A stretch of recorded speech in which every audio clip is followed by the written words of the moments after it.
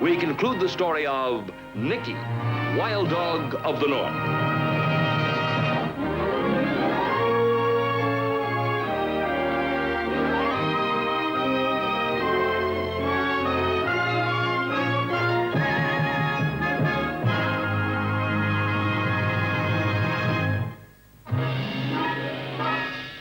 And now your host, Walt Disney.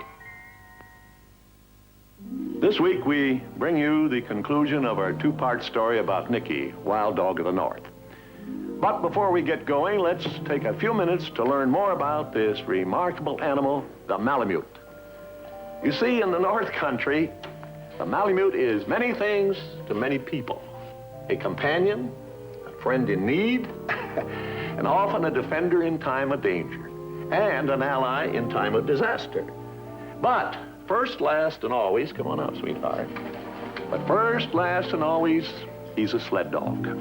That's the Malamute's heritage, and that's where he really comes into his own. So let's see how, with a certain amount of training, a Malamute puppy about like this one becomes an Alaskan sled dog. You'll be interested in this too, sweetheart. The training of an Alaskan sled dog is a long and demanding task for both man and Malamute. And only when a dog shows outstanding intelligence and devotion to duty is he given the honored position of leader. Such a dog is Sigu, veteran of many snowy trails. Between Sigu and his master Kaibuk, a pact of warmest friendship has been formed in this coldest of lands.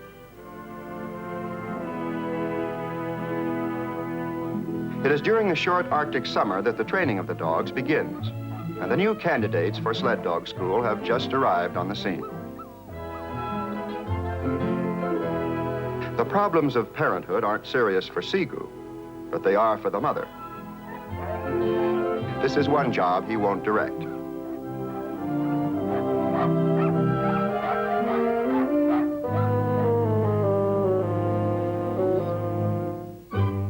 Out of every litter, it's hoped that one pup will emerge a leader.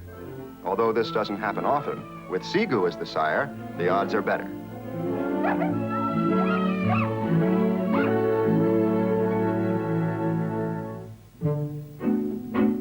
Soon, a playpen is in order.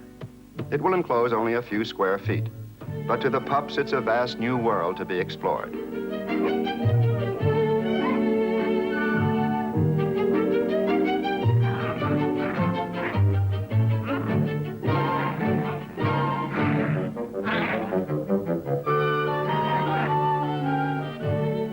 It's hard even for the sedate Sigu to resist a puppy's charm. But Mother is a realist, and she knows when it's time to start growing up.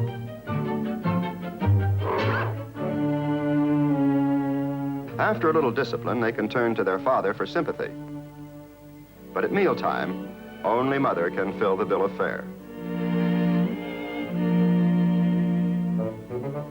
At 8 weeks, personalities have begun to evolve. This snowball has Sigu's looks, but now a few weeks later, a pup named Nanook seems to have inherited Sigu's will. With so much going on outside, the pups get bored in here.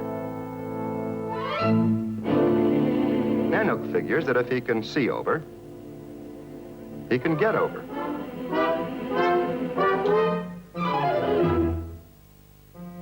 Others are quick to follow his lead. Good. Leaders must have followers. A little curiosity helps build a leader, and this trait in Nanook doesn't go unnoticed.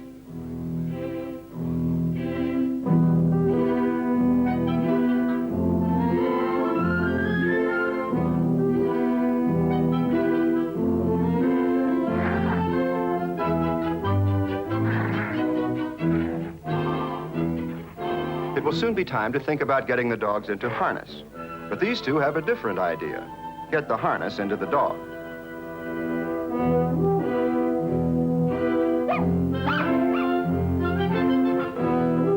And so puppies grow and seasons change.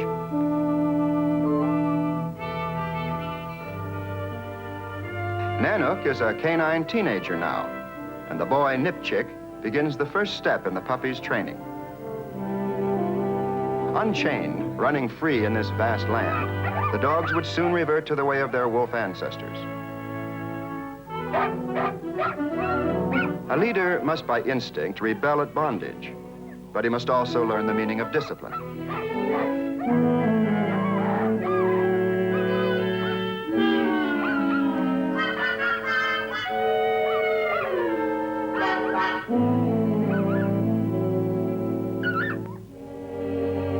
Now it's time for new lessons, more responsibilities for the boy Nipchick.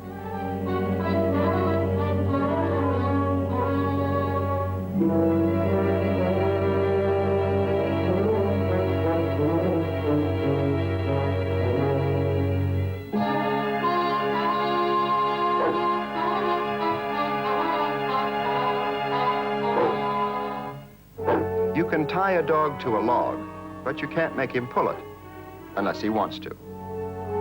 But Nanook does, and gets a pat on the back from an old veteran.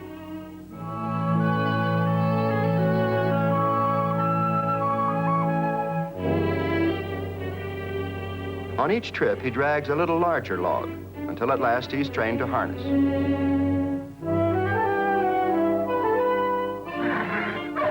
After a hard day's work, it's time for a nap.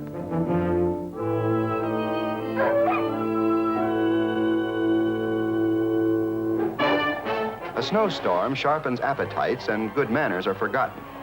This touch of winter forebodes the severity to come. It isn't heartless disregard to leave the dogs outside.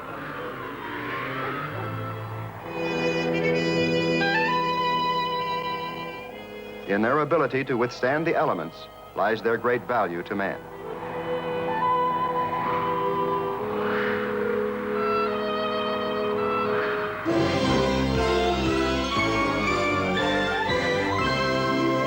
In the weather, the training is resumed. On a trip to the shoreline for driftwood, scrubs are allowed to run with the first team. It's an object lesson in what's expected of a sled dog.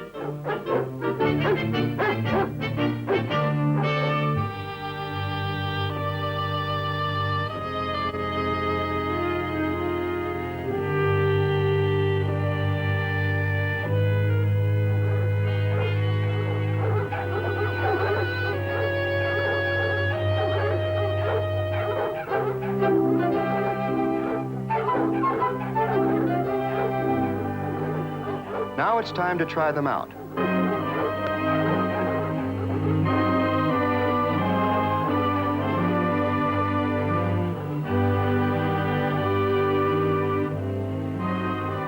Since Nanook has become the favorite candidate for leadership, he's harnessed just behind Sigu, where he can learn.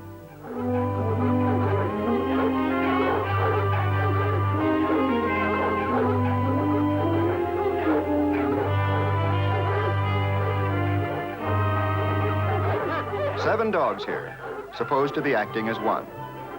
Instead, each dog is acting as seven.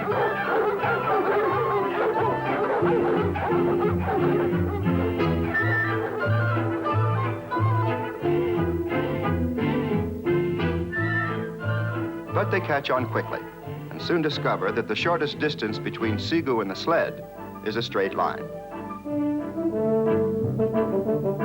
An hour ago, they went out just a litter of pups. Now they return a 7-dog team and get their reward.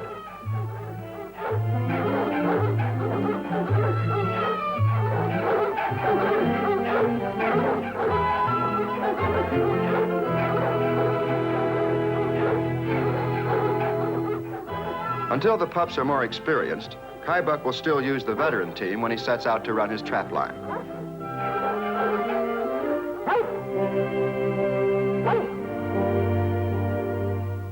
The pups are content to rest after a hard workout, but not Nanook.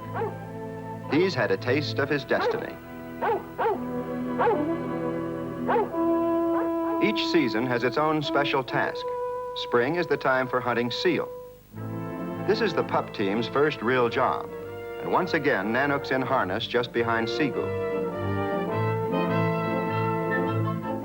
This hunting season is a time of great peril, for the same sun that beckons the seal from the depths of the sea rots the ice on the surface.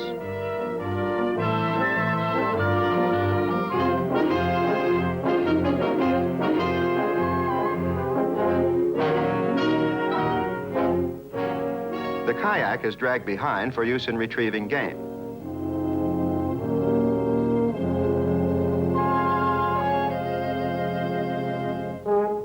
Once the tent is pitched, Nipchick will go home and return in a day or two to help haul out the game.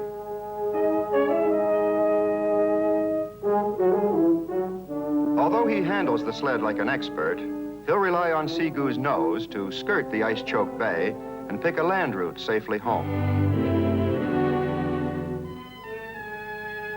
Kaibuck does not hunt for sport.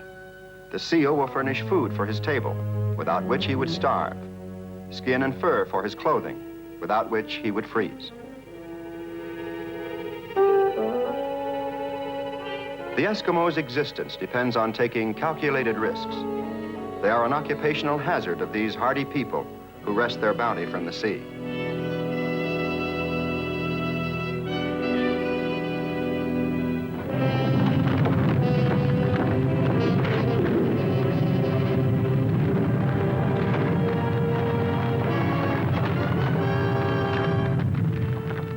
The crackling rumble of the parting ice pack sounds a warning. Intent upon the hunt, Kaibuck's gone too far.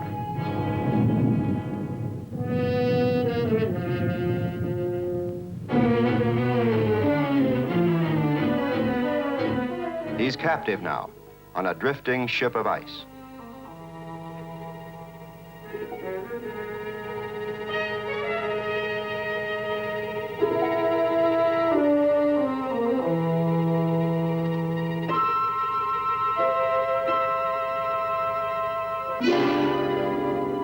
Each hope leads only to another chunk of floating ice.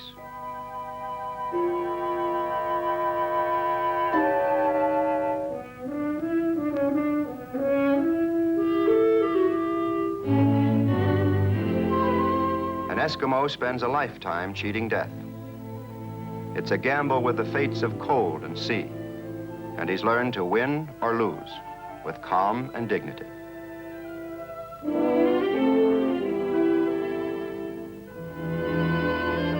According to his father's instructions, it's time for Nipchick to return. But between a boy and his dog, goodbyes are hard, sometimes impossible. Nipchick knows he should take Seagoo and the veteran team. But instead, he chooses the puppy team, with Nanook in the lead.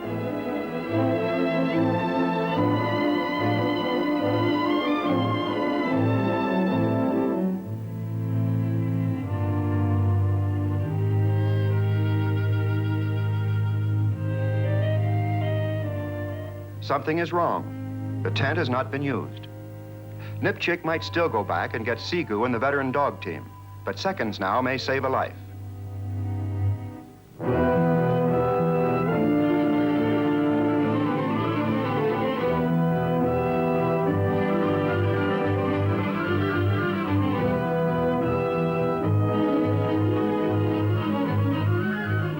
An empty kayak, the end of the trail.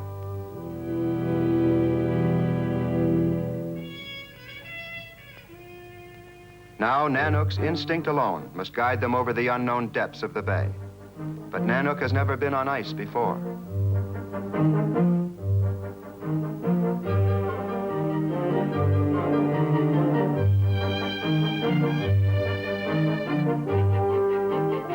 One mistake, one error, may lose Nipchick his life.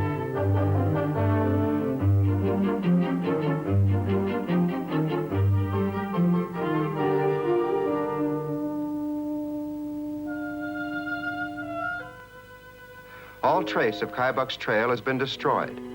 It would test even the veteran Seagoo to find him here.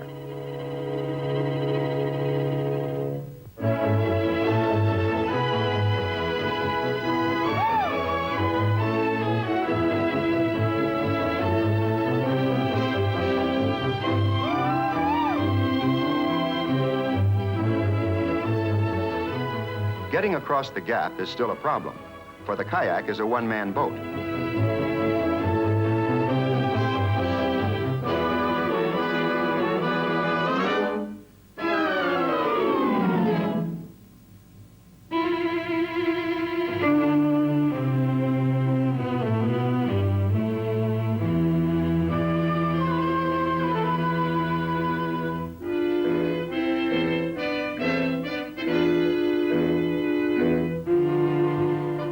brave chick has done well, and a grateful father will find words of praise for a gallant deed.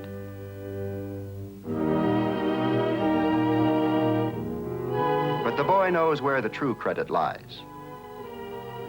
Naguruk Kimugan, good dog.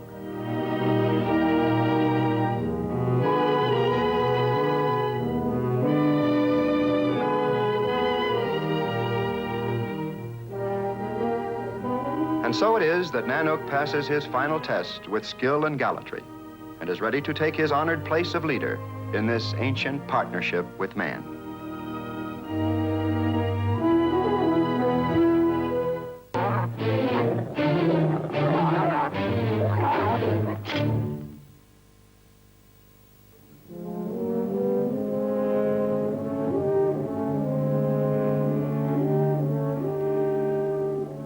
To the hungry dog, it was only a mouthful. The trail had brought food once, maybe it would again. Of course, only Nikki knew what was really so. And though he would live in the world of man, he would long remember Niwa and the time of great adventure in the wilderness.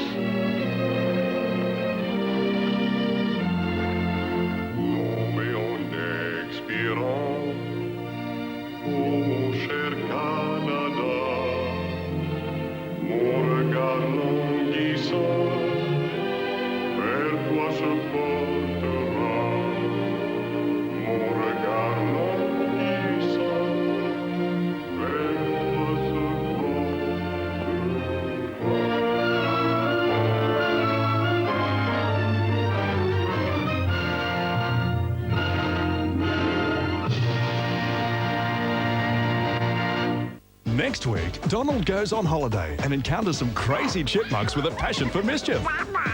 And a group of bears with an enormous appetite. Come camping with the duck on The Wonderful World of Disney next week.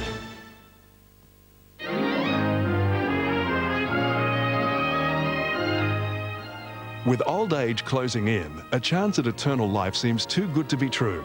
But with the generation gap crossed, the real fun's about to begin.